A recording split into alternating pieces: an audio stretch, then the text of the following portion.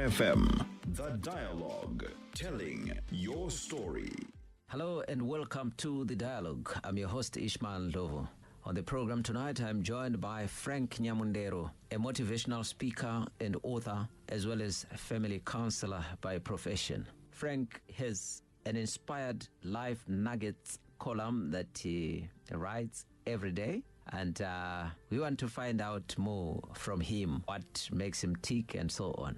Frank, welcome to the program, The Dialogue. Thank you, Mr. Ishmael, for inviting me here, and it's a great honor for me to be here today. In a nutshell, who is Frank Nyamundero? Okay, Frank Nyamundero is a simple, young, and but extraordinary gentleman who's aged 27, who's a motivational speaker, author, family counselor by profession. Who's also a person who loves to do a lot of things like charity work, involvement in issues to do with disabilities as well. I work with different organizations like the likes of Signs of Hope, Share of Hope, Miss Urbanism Zimbabwe Trust, Alive Urbanism Initiative, and different other organizations as well. How did you get into writing motivational stuff? Well, writing motivational stuff for me, it started at a tender age. When I was 15, I felt to myself I needed to give something to the world. So I started to write down, to create motivational quotes and other things as well. And in 2011, that's when I started to publish them on online, like Facebook, WordPress, along those lines. And then it grew to become not just as a lifestyle, but to become as a life for me. Who is your motivation in all this? Well, my motivation for me, it was Mr. Mitun Kamwendo, not just in person, but in writing, because I read this book, It's Time to Unleash Your Greatness. People become your motivation, the likes of Steve Harvey, Arthur Marara, Muchingetwa Bongi, a lot of people in the industry as well. You recently posted a video in one of the groups to which I belong. In it, you talk about the fact that there can be no success without sacrifice. Yes, sure. Can you talk more about that idea? What is it all about? The idea of the videos or the message? Both. Both. Yeah, how you came into posting videos or using video as a means of communication, as well as the actual content of saying you need to sacrifice something in order to get something. Okay, I would start with the reason to do videos, motivational video clips. It's something that I came to realize that in the society, or as people, as human beings, we are created differently. There are people who are good at reading, there are people who are good at listening, and there are people who are good at watching. So I'm trying to at least reach to every person, every individual in the society that I can be able to reach out to. So it's just an extension of the Inspired Life Nugget that I've been writing since 2011, 2012. So I thought to expand it to the videos section so that at least someone can be able to view. For example, there's some people who are not good at reading. There are people who just want to go on YouTube and just to watch videos daily. And the people who just want to go when we talk of executives, some of them, they're not really wanting to reading. They want to listen to someone speaking. So I thought it can be a way for me to reach out to someone out there who prefers to listen to something or to someone speaking. So then going to the content of the video that we're talking about, that there's no success without sacrifice. In everything that you want to be successful about in life, there comes a price to it. So there's no success without a price. So you have to pay a price to get something. So the price that you pay is the sacrifice that you're going to put into something, the effort, the action that you're going to do every day. For example, in one of the articles that I wrote, and even also the video as well, I talked about that I had to start to write something, to give myself hours to write books, just not books as per se, but articles. Take myself away, to sacrifice the time that I should be with some other people, just to give to myself to write. So the price that I had to pay was to say at times I would sleep probably 2 hours a day. Probably after a whole day I've been working, I would give myself time not to sleep, but to write something. So sacrifice is the price that you pay to see your success to become. But success is not about mere words. It's about action being put into implementation.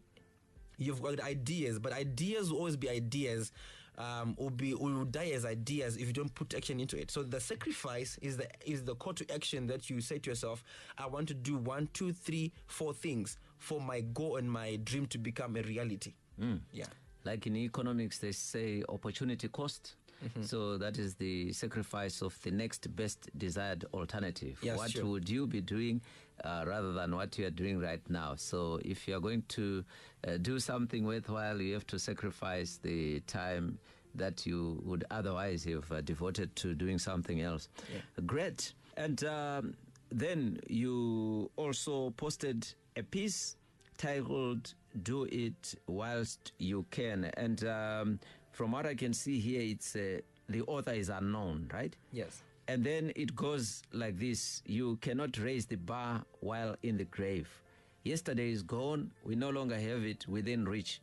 Tomorrow is uncertain, we can never be sure if we have it in our hands. But what is certain we can claim to have is now, and it is what we have to use today. When we walk, let's never be reluctant to think we have more time on our hands, because it's never certain. The time you have is now to do all you can. Never assume you have more time on your hands and think you can raise the bar or standard tomorrow. Raise it now to let tomorrow be another day to raise it. Now is the time to use it well and wisely. The grave has nothing in it. What can you say about this? I'll start from the last point that the grave has nothing in it. So I always say no salary in the grave. So when I say that, it means that the grave doesn't give you anything. Once you are gone, you cannot probably change something that you wanted to change. But once you still have breath in you, you can still make a difference in your life or in someone's life. So most of the time as people, we always procrastinate, do something, and we say, I will do it tomorrow. But the truth is, tomorrow is not certain. Like, for me, it was a reflection for what has been happening lately in Zimbabwe. You had, many accidents that have been happening. Someone would be traveling, like those ones were going to Mtare, the one that happened in Bulawayo, the one, many places that have been happening accidents. So for me, it was a reflection to say, you can wake up today and say, tomorrow I want to do this, but tomorrow you may not reach there. So it's all about doing all you can while least you can. Because once you're in the grave, you cannot do anything. So the time that you have to do something that is productive is now. So never say, I will do it when I get married. Who told you that you're going to get married? Who told you that when you buy a car, that's when you'll be effective? Probably you can start now. I always say you can start from somewhere. So the time to start is now, and do something about your life or your future. So you can only raise the bar, you can only raise the standard, you can only raise, or you can make influence in people's life now, not tomorrow. So today is today. So do it now, never wait for tomorrow, because tomorrow is not certain. We do not live forever. Sure. Now, you have written a book, Living Your Purpose, Volume 1. What do you discuss in that book? Well, I took a different approach. Let me just take you back a bit, how the book came to be. So I think a lot of people would think when they hear about Living Your Purpose Volume 1, they would think that the book is to talk about how to find your purpose, what is purpose, and who is going to tell you about your purpose. But I took a different angle of writing this book, in the sense that everything that happens in the human life cascades from your purpose. So this book is more like a devotional book where you've got different topics that come together, that after all you've read the book, what you can talk about is about purpose. We talk about, we'll go back to the article that you're alluding to. Like I always say, there's a topic that is called No Salary in the Grave. We talk about preparing you for a place for your blessing. We talk about, it's not about your size. We talk about giving birth. All these are different topics that are in the book, but they all touch on purpose.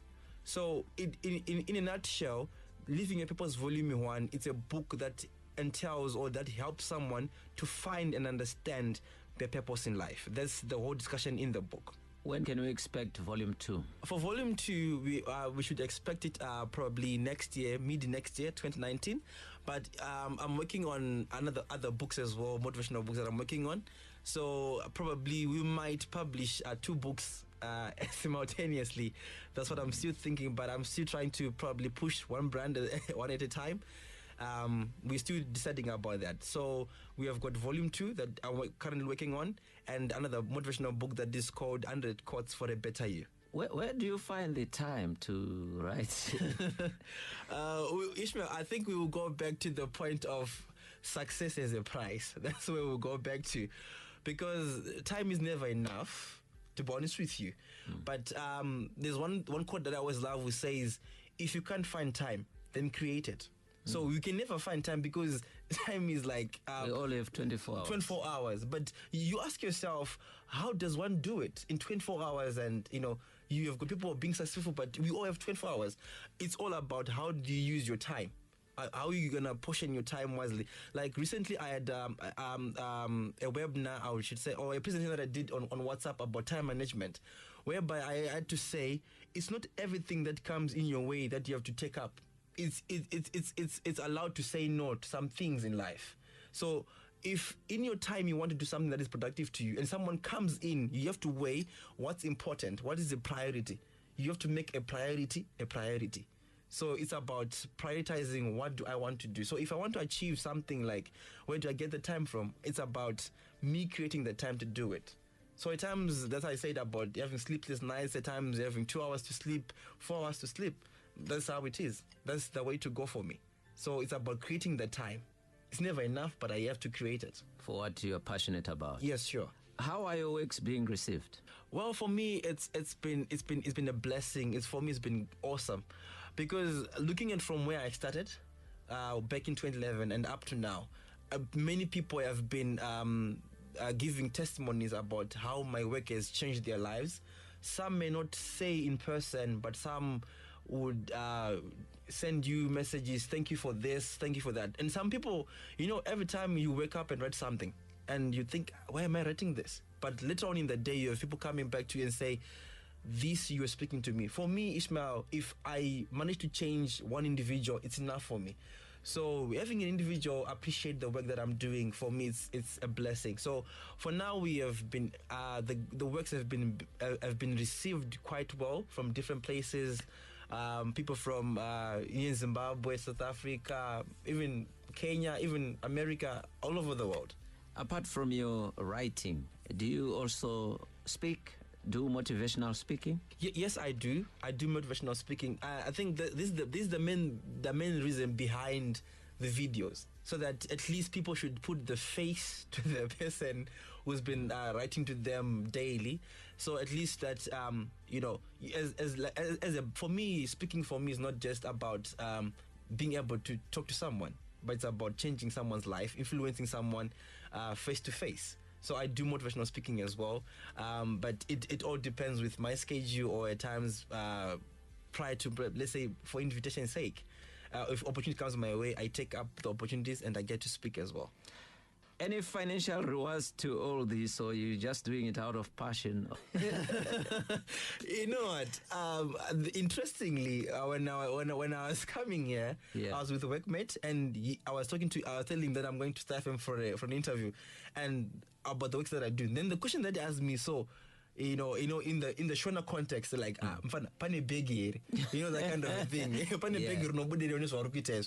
But for me, it's the passion that's behind with everything. Because for me, Steve Harvey once said, your gift is something that we can wake up to and do without seeking financial reward. So for me, speaking, motivating people, for me, that's my passion, that's my life. But with the reward that comes by it, that's when, it's not like I'm doing it for money. But if the money comes it's a bonus. It's a bonus to my, it's like an appreciation of the gift that I am to the world.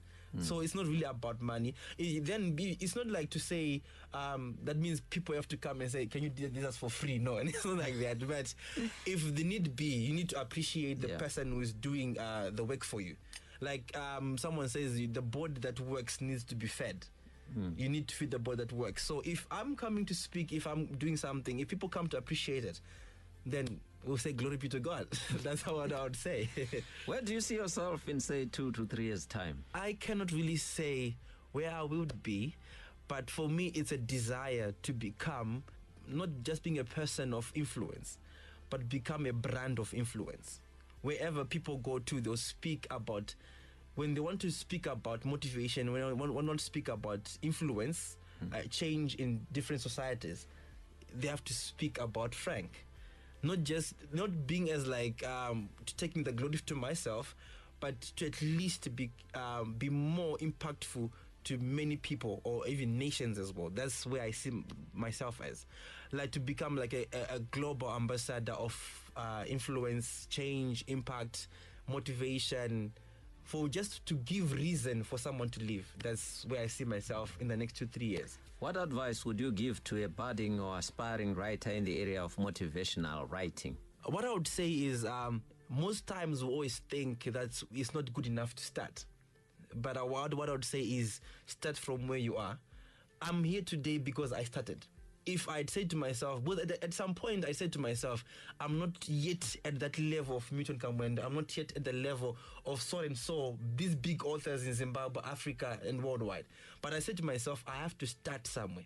So if you wanted to become a writer, motivational writer, or even anything that you want to do in life, just start. And then it will grow from there. Your last words? My last words will be, there's no salary in the grave. The time that we have is now to do what we have to do. It's not a matter of what do you have in your pocket, but it's about changing the next life. I'm not worried about changing millions, but be worried about changing one's life and move on and make an impact. That's where it starts from. Inspiring. What are your contact details? Well, for my contact details, as I said earlier, I do WhatsApp devotionals every day. So for those who want to have daily devotionals on WhatsApp, they can reach me on 0776 115 291. And also they can reach me on Facebook. It's Frank Nyamundero. And also I've got a page as well for Inspired Life, which is entitled Inspired Life. And also a website, www.inspiredlife.co.zw. You can also follow me on Instagram, Frank Inspire, and also on Twitter as well, Frank Inspire or Frank TGD, and also on other social platforms as well. Frank Nyamundero, motivational speaker, writer, and family counselor by profession. Thank you very much for being my guest on the program tonight. Thank you, Ishmael, for inviting me. I hope I will be back again. That was the dialogue, and tonight we were talking to Frank Nyamundero. He is a writer, motivational speaker, and counselor. Until next week, same time, it's bye-bye. It's bye-bye.